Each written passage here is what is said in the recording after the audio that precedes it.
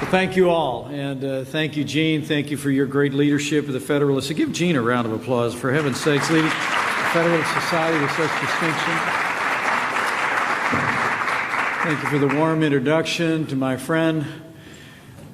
Leonard Leo, everybody, is in the house.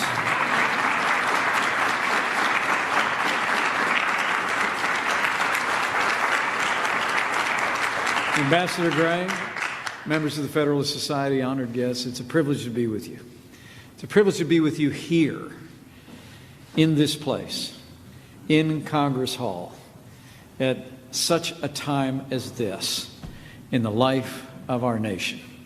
I bring you greetings, and I'm here today on behalf of the President of the United States of America, Donald Trump, who appreciates the Federalist Society and all that it stands for. It's truly humbling to be in this position and to be in this place today. Thank you, all of you, members of the Federalist Society, for your support and your hard work over the past year. It was quite a campaign, but it's already been quite an administration. Am I right?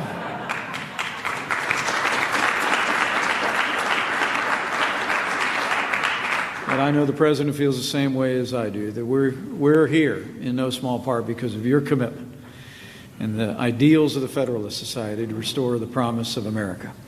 And it's fitting that we're in Philadelphia today, in the shadow of Independence Hall, only steps away from where our founding fathers proclaimed ideals that have echoed throughout the ages.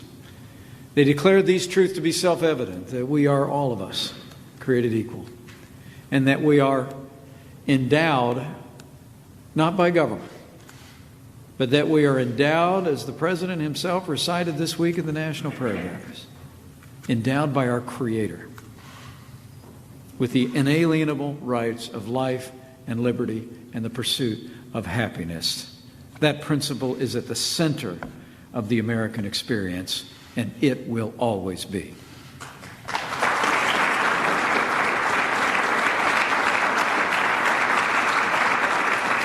The men who wrote these words will ever be honored in the American pantheon: Thomas Jefferson, John Adams, James Madison, and so many more.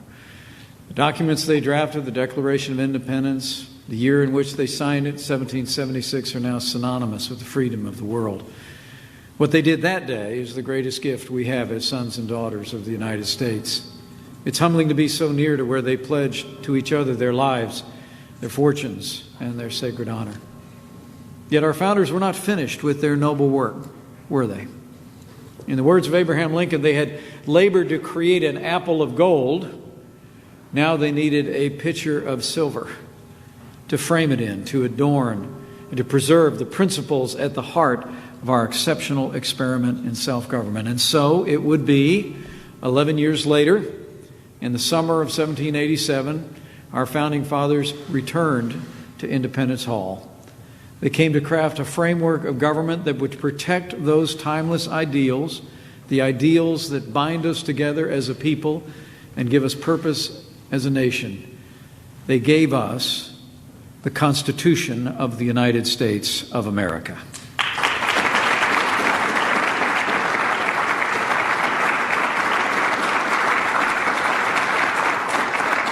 It was, it is, and I believe it will forever be the greatest charter of liberty our world has ever seen. It's fostered our nation's unparalleled success, and it is to this day the greatest bulwark against tyranny in history. This is the Constitution that President Trump and I have both sworn to uphold. On January 20th, just over 2 weeks ago, we stood before the American people and before God, and we made solemn vows. In my oath of office, I simply promised to support and defend the Constitution, as did the President, and I promise you, we will keep that oath.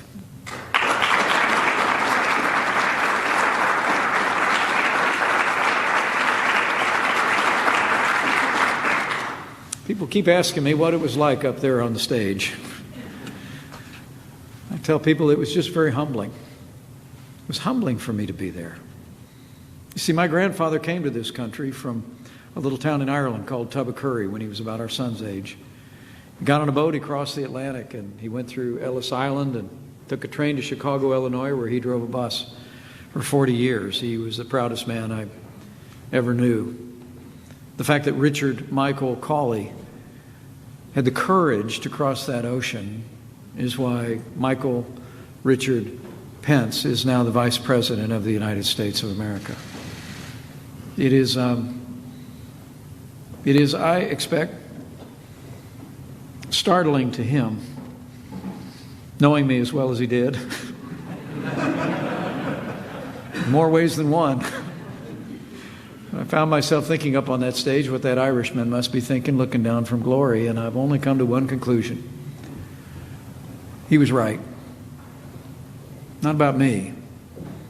He was right about America, where anybody can be anybody because of the system of liberty that we have enshrined in the Constitution and the founding documents of this nation.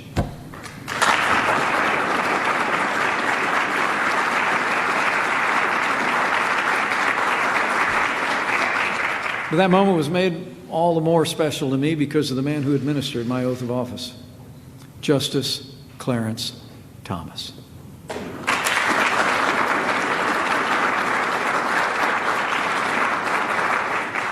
I'm privileged to have met Justice Thomas about a decade ago when I was a member of Congress, and privileged to have a chance to get acquainted with a man of his conviction and his courage on the Supreme Court of the United States. I know everyone in this room holds Justice Thomas in the same high regard. Not only that, we want to aid him in his lonely fight too often on the Supreme Court. And we can do that best by giving Justice Clarence Thomas another colleague on the bench who shares his courage and his commitment to our nation's guiding documents. And this we are doing.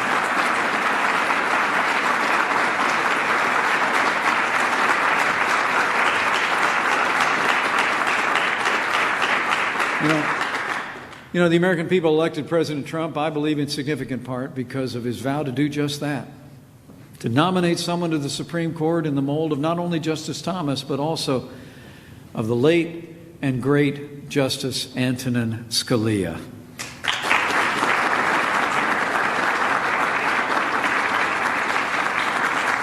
It was such a special night earlier this week when we were joined not only by our nominee and his wife, but also by the widow of Justice Scalia and his son, who was with us there and shared that moment.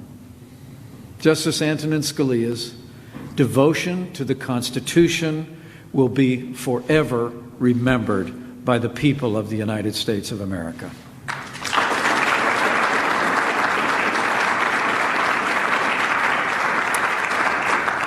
But this was President Trump's promise. And make no mistake about it, my friends, in the Federalist Society, we're in the promise-keeping business in Washington, D.C. now. Before I say any more, it behooves us to remember Justice Scalia's legacy and to honor his memory. We all knew the late Justice, some of you personally, others through his titanic impact on our nation's laws. The Federalist Society actually owes him a great deal. Justice Scalia was one of its first faculty mentors in the early 1980s, I'm told, at the University of Chicago. Our country owes a great deal to him, too. His incomparable opinions, even more his incisive dissents, will stand the test of time, influencing future generations of lawyers through his wit and wisdom. As his successor said the other night, America misses Justice Scalia greatly. And I know we'll always cherish him in our hearts. Would you mind getting to your feet and just showing how much we appreciate the life and work and memory of the late Justice Antonin Scalia.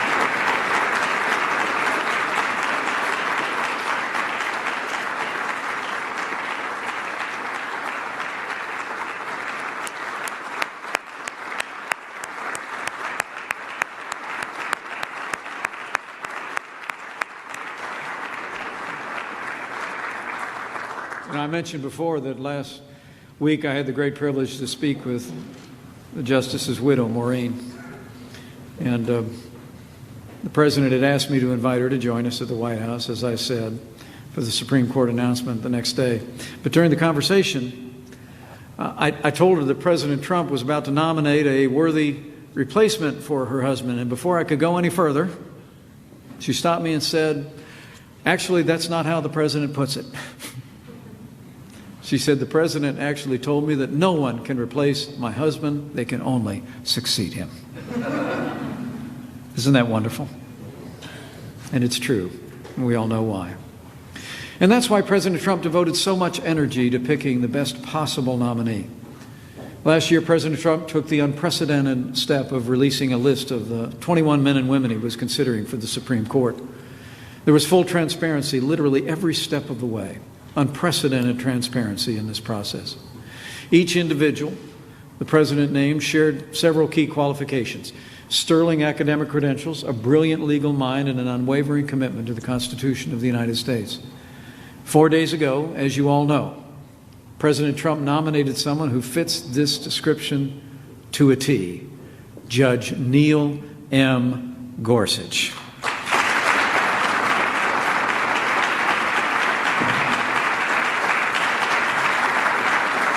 My friends, I can say with the utmost confidence, Judge Gorsuch is a worthy successor to Justice Antonin Scalia.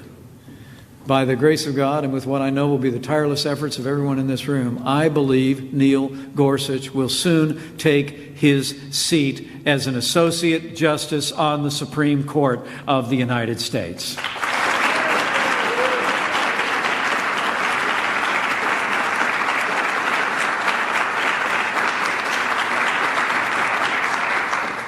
When you get right down to it, Judge Gorsuch, plain and simple, is one of the most mainstream, respected, and exceptionally qualified Supreme Court nominees in American history. But don't take my word for it. That was actually the conclusion of the American Bar Association in 2006. After President George W. Bush nominated him to the 10th Circuit Court of Appeals, the ABA gave him a unanimous rating of well qualified, which is the highest possible recommendation. And the United States Senate agreed. Only 2 months after Neil Gorsuch's nomination to the Court of Appeals, the Senate confirmed him by a unanimous voice vote. And nearly a third of those senators on both sides of the aisle are still serving in the Senate today. A unanimous vote. As President Trump asked on Tuesday, can you believe that? Well, yes, you can. When you look at Judge Gorsuch's record ever since. In his decade on the 10th Circuit, he's established himself as a fair and impartial judge who's been faithful to the Constitution. He's well known by his peers as a keen legal thinker and, just as important, a clear legal writer. It's evident to all that he's a man also of high character and courage, indispensable qualities for a jurist. Over the past few days, it's been amazing to see the outpouring of support from those who know Judge Gorsuch and his work. Ed Whalen from the Ethics and Public Policy Center and the former clerk to Justice Scalia declared him, quote, a dedicated originalist and textualist who, quote, writes with clarity, force, and verve. The Wall Street Journal praised him as, quote, a distinguished choice who will adhere to the original meaning of the Constitution. And Leonard Leo, who of course is here, called him an exceptional jurist. By the way, Leonard, let me say again how much I and the President appreciate your tireless work on behalf of our country and the Constitution. We are grateful for all you have done.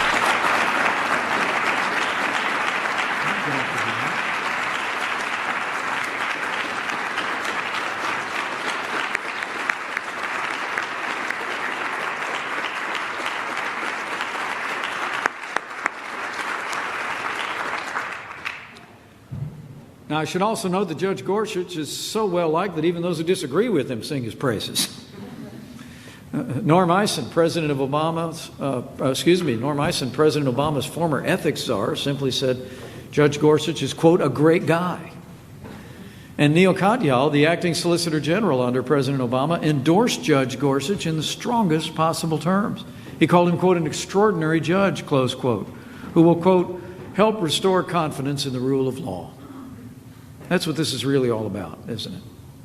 Our constitutional order requires the rule of law without exception. We are, after all, a nation of laws.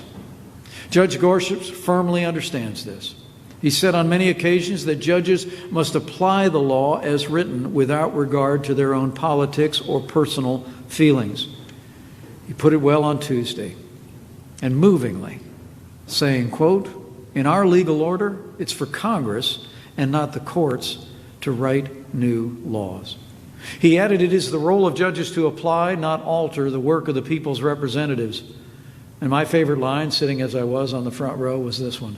He said, quote, "A judge who likes every outcome he reaches is very likely a bad judge, stretching for results he prefers rather than those the law demands." I don't know about you, but that's my kind of Supreme Court justice.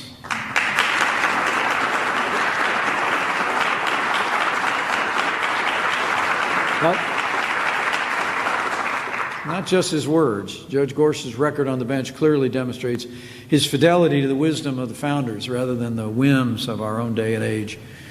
He's written more than 200 published opinions in his decade on the 10th Circuit. And if you read them all, and some have, which the President's team, I promise you, did, an unmistakable picture emerges. He's an originalist and a textualist who will pick up right where Justice Scalia left off. Judge Gorsuch has such a long history of holding the separation of powers and the checks and balances between the three branches. He also defends the Constitution's unique system of federalism, and he restricts the national government to the specific and enumerated powers enshrined in the Constitution while leaving to the states much more sizable control over their lives and destinies. These carefully calibrated mechanisms, so wisely designed by our founding fathers, are a strong foundation for the protection of the American people's fundamental liberties. By defending them, Judge Gorsuch has shown himself to be a true friend of our freedoms. It should be abundantly clear that Judge Neil Gorsuch is indeed a worthy successor to Justice Antonin Scalia. He's cut from the same cloth. Our Constitution and our country will be stronger with him on the Supreme Court. But we're not there yet, which is why I'm here. First, of course, we must abide by the Constitution and secure the advice and consent of the Senate. The morning after his nomination, I had the privilege of escorting Judge Gorsuch to Capitol Hill for the first time. I'm pleased to report in just a few short days, he's already met with 12 senators in both political parties. And he's making himself available to meet with all 100 members of the Senate if they're willing to meet with him. Of course, several announced their opposition within minutes of his nomination. And now they're even threatening to use the filibuster procedure in the Senate to stop him. Make no mistake about it, this would be an unwise and an unprecedented act. Never before in the history of our country has an associate justice nominee to the Supreme Court faced a successful filibuster. And Judge Neil M. Gorsuch should not be the first.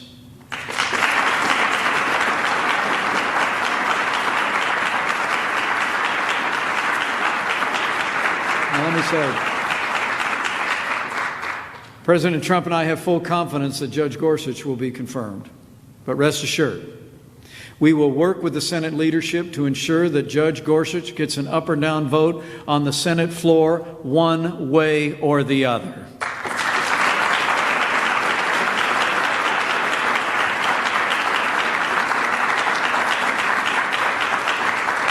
This seat does not belong to any party or any ideology or any interest group. This seat on the Supreme Court belongs to the American people, and the American people deserve a vote on the floor of the United States Senate.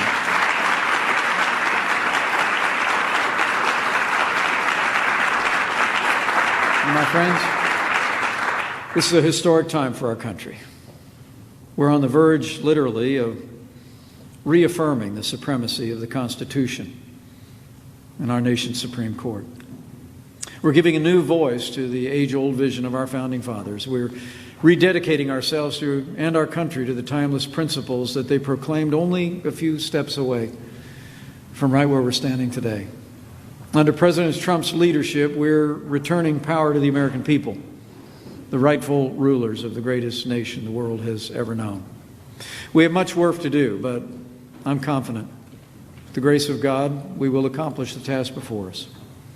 So let me just close by saying thank you. Thank you to all of you for your work as men and women of the law, participants in the Federalist Society, your own fealty to the Constitution of the United States and the way you live that out in your lives and in your careers. I must tell you that it's inspiring to be with you today. And I truly do believe that for all our nation has accomplished over these last 241 years, I'm absolutely confident that as we keep faith with the ideals that were first minted just a few steps away from here in our founding documents, in that Declaration and in that Constitution, the best days for America are yet to come. Thank you very much, and God bless you. And God bless you and this great nation.